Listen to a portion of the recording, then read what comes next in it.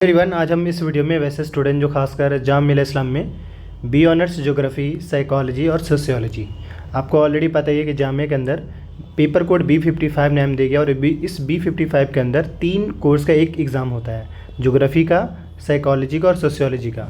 मतलब एक ही एंट्रेंस होगा और एंट्रेंस होने के बाद जो मेरिट बनेंगे उसी के बेस पे या तो आपको ज्योग्राफी मिलेगा या साइकोलॉजी या सोशियोलॉजी मिलेगा। पेपर कोड यानी पेपर का नाम उन्होंने जामिया ने B55 रखा है।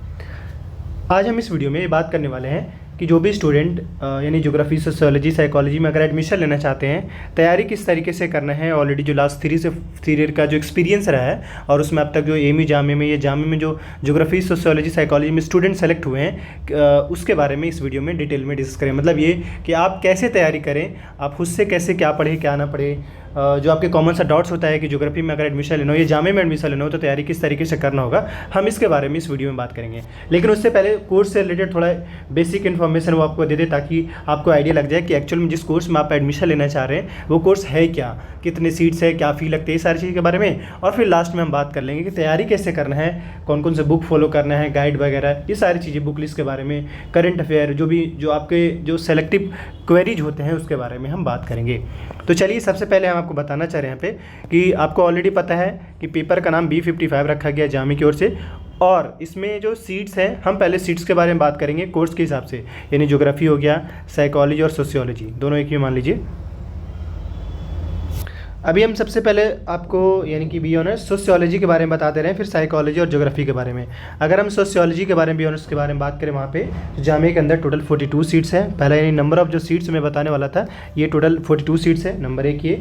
और जो आपको 1 ईयर का यानी 1 साल का जो एडमिशन फ़ी जो लगेगा वो 7200 लगेगा। काफ़ी ज़्यादा भी फ़ी नहीं, बट ठीक ठाक फ़ी है, इतना तो हर स्टूडेंट पे कर ही सकते हैं। ये रहा फ़ी। मैं ये भी बता दूं कि फ़ी को लेकर मैंने क्लियर कर दिया इस कोर्स का, और सीट्स को लेकर भी यानी सोशियोलॉजी का। अब इसके बाद हम एलिजिबिलिटी सबका एक ही रहेगा, तो हम इसको लास्ट में बात करेंगे यानी इसके बाद। अब इसके अलावा हम आपको नेक्स्ट जो है साइकोलॉजी है, और साइकोलॉजी के बारे में अभी मैंने सोशियोलॉजी के बारे में बात किया। साइकोलॉजी में भी 42 सीट्स है और फ़ी बिल्कुल सेम 7200 ही लगेंगे आपको। सोशियोलॉजी में भी और साइकोलॉजी दोनों का फ़ी सेम, सीट्स भी सेम। और अब आते हैं हम ज्योग्राफी, क्योंकि इसमें 3 पेपर हैं, तो ज्योग्राफी के अंदर अगर हम बात करें इसमें सीट्स ज़्यादा है। टोटल जो यहाँ पे सीट्स है ज्योग्राफी में वो 60 सीट्स है, नंबर 1 ये। और आपको 1 ईयर का जो पेमेंट करना पड़ेगा ज्योग्राफी ऑनर्स में, वो यहाँ पे फ़ी थोड़ा ज़्यादा है, 7800 है। आप देखा जाए तो 600 का डिफरेंसेस आपको दिख रहा है, क्योंकि सोशियोलॉजी, साइकोलॉजी में 7200 था और ज्योग्राफी में जो है 7800 फ़ी है। आप देख सकते हैं ये फ़ी का डिफरेंसेस है। तो मैंने आपको सीट्स और फीस से रिलेटेड चीज़ें मैंने बता दिया। अब हम आपको फाइनली जो एलिजिबिलिटी क्राइटेरिया इसके बारे में बात करने वाले हैं। यहाँ पे देखिए एलिजिबिलिटी क्राइटेरिया जामिया के प्रोस्पेक्टस में ऑफिशियली मेंशन है और उसके वेबसाइट पे भी मेंशन है। तो अगर आप देखेंगे सोशियोलॉजी, साइकोलॉजी और ज्योग्राफी, इन सब का एलिजिबिलिटी बिल्कुल एक है। पहला इसमें क्या है एलिजिबिलिटी, आपका 12th होना चाहिए, और 12th में भी साइंस से हो, आर्ट्स से हो, ह्यूमैनिटीज़ हो, किसी से भी आपने 12th किया है। और अगर आपके 50% देख सकते हैं यहाँ पे 50% ओवरऑल आपके सारे सब्जेक्ट के अकॉर्डिंग होना चाहिए। अगर है तो आपको यहाँ पे एंट्रेंस देने के बाद, आप अगर एंट्रेंस क्वालिफाई कर जाते हैं उस केस में आपको यहाँ पे एडमिशन मिल जाएगा। ये बात मेरे ख्याल से समझ में आ गया होगा। अब थोड़ा सा और इन्फॉर्मेशन देते हैं। पहली बात तो ये कि आपका पेपर जो 100 मार्क्स का होगा और 100 MCQ रहेंगे। 100 मार्क्स 100 MCQ, यानी एक क्वेश्चन 4 ऑप्शन रहेंगे, जो करेक्ट ऑप्शन हो उसका आपको करेक्ट करना पड़ेगा। साथ ही अगर आप एग्ज़ाम देते हैं तो आपको मैक्सिमम जो टाइमिंग मिलेगा वो आपको 90 मिनट का रहेगा।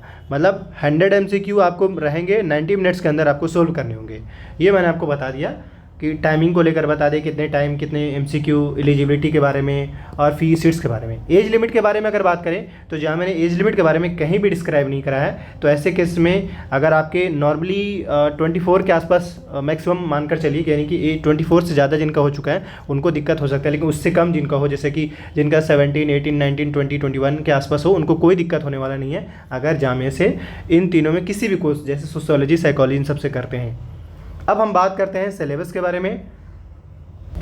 ये रहा आपका बी ऑनर्स सोशियोलॉजी, साइकोलॉजी और ज्योग्राफी का सिलेबस। आप यहाँ पे सिर्फ सोशियोलॉजी देख रहे होंगे, लेकिन आपको ये भी पता है कि यहाँ पे ऑलरेडी ने B55 मेंशन कर दिया है। अब हम बात करते हैं, ऑलरेडी मैंने आपको बताया है कि 100 MCQ, 90 मिनट्स टाइम लगेंगे, नेगेटिव मार्किंग भी रहेगा आप इसमें आपको, यानी एक गलत करते हैं तो 0.25 मार्क्स डिडक्ट होगा। ये आपका सिलेबस है, चाहे आप सोशियोलॉजी के दें या साइकोलॉजी के लिए तैयारी करिए, ज्योग्राफी के लिए सिलेबस आपका एक ही, क्योंकि पेपर एक ही रहेगा, मेरिट के बेस पे आपको कोई एक मिलेगा।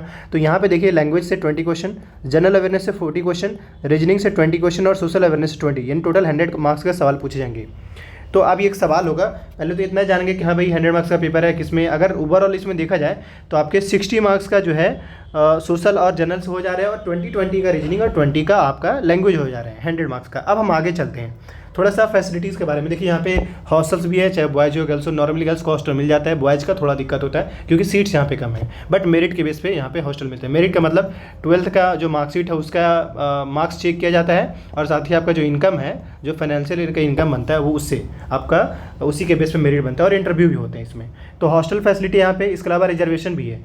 रिजर्वेशन बस इन शॉर्ट में इतना ही जानिए कि 30% जो सीट्स है मुस्लिम स्टूडेंट, जो कि मुस्लिम कम्युनिटी में जो जनरल वाले लोग हैं, यानी कि शेख सैयद पठान मलिक ये सब जो हैं, ये सब इन सबको 30% का रिजर्वेशन है, 10% मुस्लिम ओबीसी का और 10% मुस्लिम गर्ल्स का है।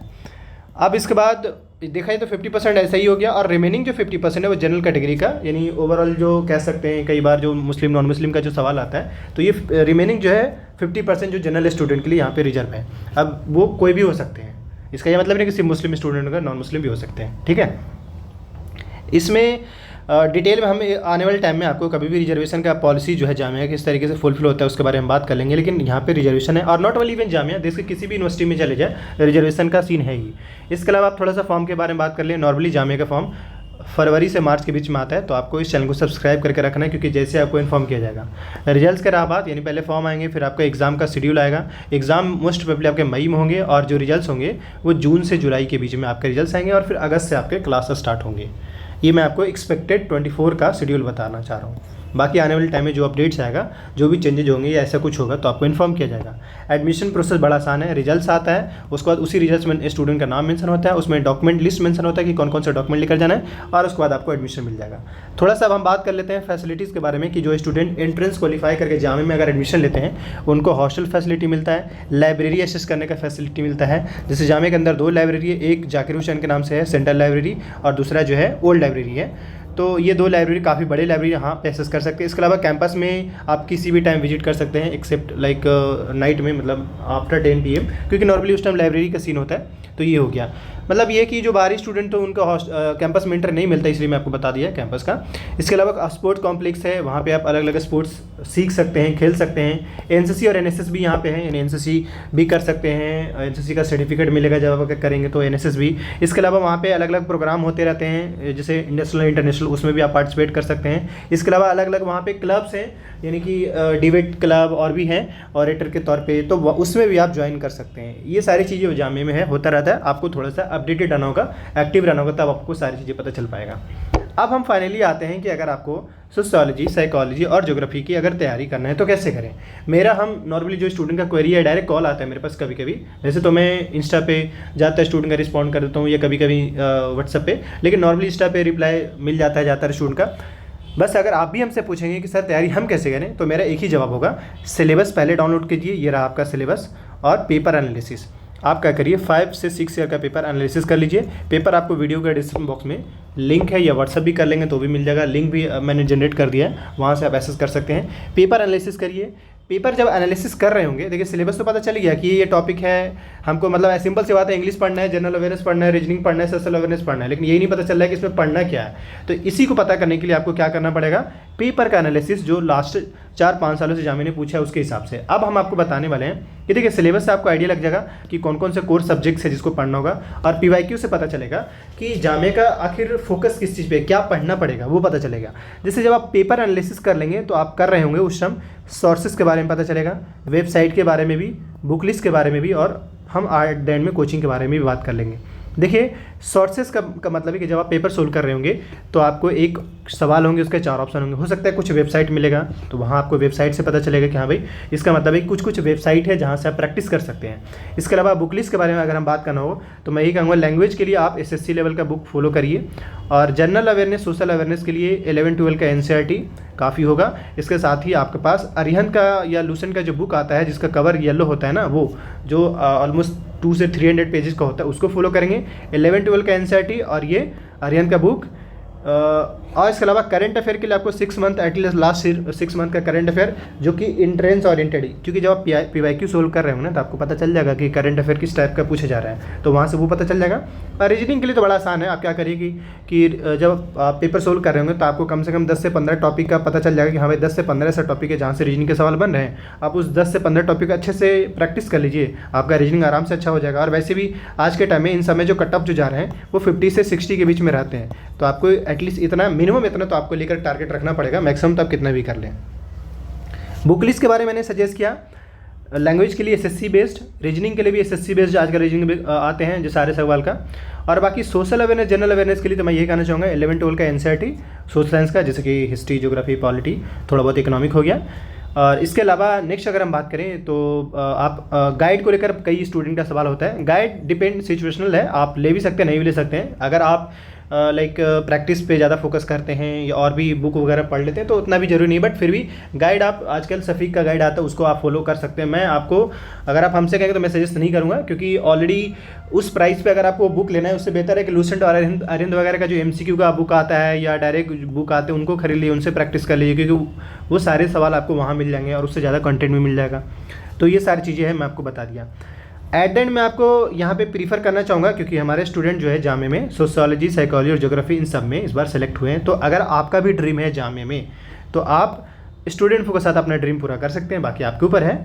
स्टूडेंट के बिहाफ में ऑनलाइन कोचिंग चलाया जा रहा है। वैसे स्टूडेंट जो जामे में सोशियोलॉजी, साइकोलॉजी, ज्योग्राफी में एडमिशन लेना चाहते हैं काफ़ी अच्छे तरीके से, जिसमें मॉक टेस्ट सीरीज जो भी पढ़ाया जाएगा, PDF और 1-to-1 इंटरेक्ट करके, यूँ समझ ली कि आपके फॉर्म फिल कराने या प्रिपरेशन कराने से लेकर एडमिशन कराने तक स्टूडेंट को आपके साथ खड़े रहेंगे।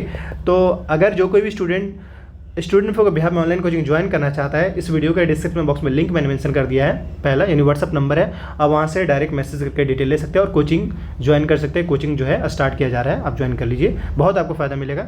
Thank you. बाकी मैं एट द एंड में ये भी कहना चाहूँगा, खैर वो कोचिंग और ये सारी चीज़ बात की बात है, मैं ये जरूर कहूँगा कि आने वाले जो भी अपडेट्स आता है जामे को लेकर, अगर आप उससे अपडेटेड रहना चाहते हैं आप इस चैनल को जरूर सब्सक्राइब कर लिए, क्योंकि अल्टीमेटली फ़ायदा आपको ही होगा।